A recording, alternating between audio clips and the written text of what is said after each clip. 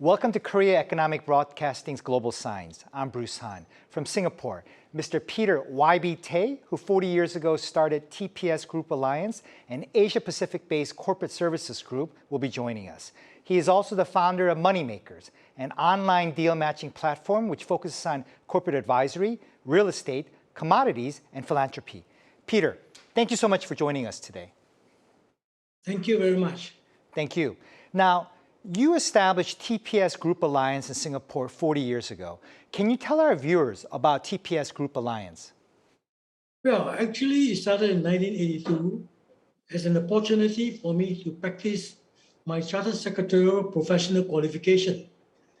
We are currently involved in 5 main areas. The first, corporate formation, both onshore and offshore, inclusive of some tax planning and structuring.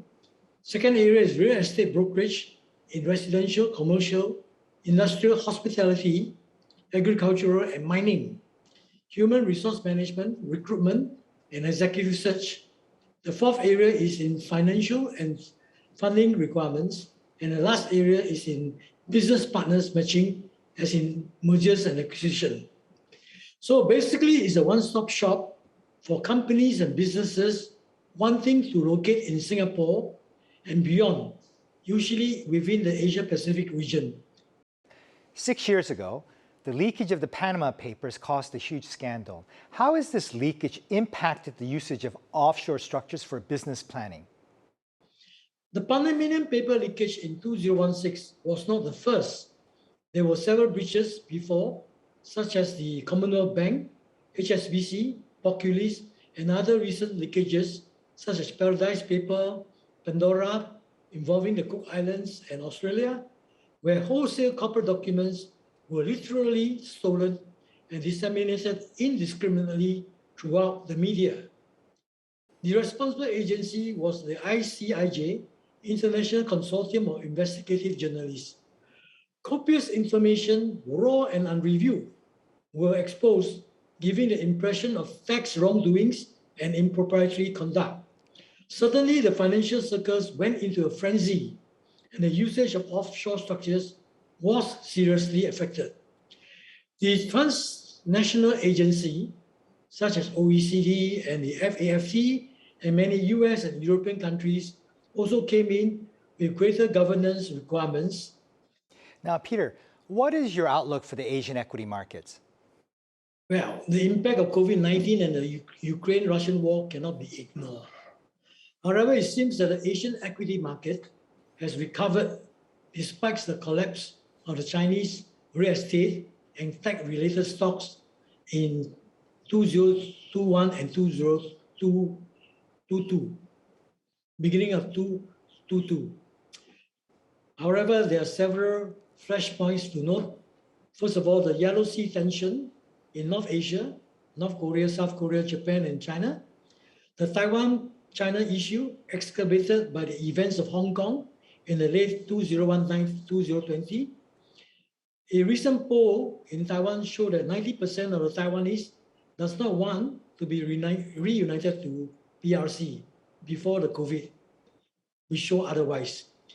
The Myanmar military junta and the unresolved Rohingya issue, the recent removal of PM Imran Khan in Pakistan last week, border dispute between India and China, which is continuing.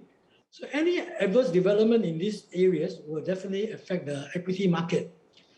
But there are bright areas too in the VIP. I call VIP referring to Vietnam, Indonesia, and the Philippines. These 3 countries have a very hardworking population, youthful, and a good market with higher earning power and savings, therefore more spending power, high adaptability of modern technology. So areas to watch, I think I can identify 4 areas. One is consumables, telecommunication and electronic consumables, F&B. After COVID, hospitality business will recover, and of course, real estate, especially in the residential affordable housing arena. Peter, with the exception of some countries, the majority are preparing to transition from pandemic to endemic stage. What changes will companies face as they make this transition? I think I want to give a catchword. We got to go Bob, B-O-B, back to basic, okay? We need to have, first of all, water and food security. Most countries are looking at that. The water and food security is of great priority to them. Secondly, we have to depend less on globalization. And therefore, there I see more regional cooperation. You see more regional trade blocs, common market, and even regional monetary unions. Secondly, the company must be aware of the implications and inputs of all these factors on their business. Now, finally, Peter, can you recommend any interesting stocks to our investors today? I would recommend two stocks. The first one is Emperador Limited, a company that is listed on the Philippine Stock Exchange under the code EMPPM. This is a company that produces beverages, wine, liquor, brandy. Secondly, is a company which I've been following for a long time, called OUE Limited, with its investment in a REIT called OUE Commercial REIT. The stock code is TS0U.SI. Mr. Peter YB Tay, founder of TPS Group Alliance in Singapore, thank you so much for being with us today and sharing your views on the market. Thank you very much. Thank you.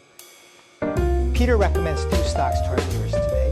Emperador, listed on the Philippine Stock Exchange, OUE Limited, listed on the Singapore Exchange. Thank you so much for being with us today. That does it for our show. Until we meet next week, please be safe, healthy, and vigilant.